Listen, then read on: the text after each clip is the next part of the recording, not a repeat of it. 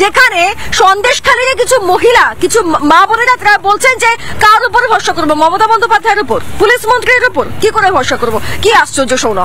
দেখুন, আপনাদের রিপোর্টার সন্তু পান অ্যারেস্ট হয়েছিল, এই খবরগুলো সন্দেশখালীর একদম গ্রাউন্ড জিরো।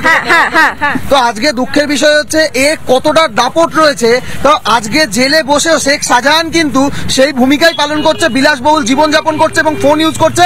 যাদেরকে বিজেপির মিথ্যে কেসে জেলে ঢোকায় তারা বাইরে বেরিয়ে এসে বলেছে যে তারা জেলের ভেতর থেকে ফোন ব্যবহার করছে, এবং এই যে পুরো অপারেশন যে তার প্রধান সাক্ষীকে মেরে ফেলা, সেটা কিন্তু জেলে বসে সুন্দরভাবে প্ল্যানিং করে দিয়েছে শেখ শাহজাহান। আজকে তার ভিত্তিতেই এটা ঘটেছে এবং প্রমাণিত। সেটা লরি যাচ্ছে, লরি আসছে, লরির চালক বদলাচ্ছে, সমস্তটা কিন্তু আজকে চোখের সামনে প্রমাণিত।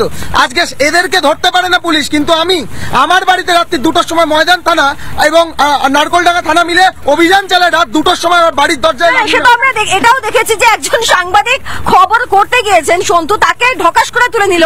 আলী মোল্লাকে 54 ঘন্টা পর তুলতে পারেনি, শেখ শাহজাহানকে অনেক ভাবনা চিন্তা করে তারপরে বোধ করে তুলতে হয়েছিল।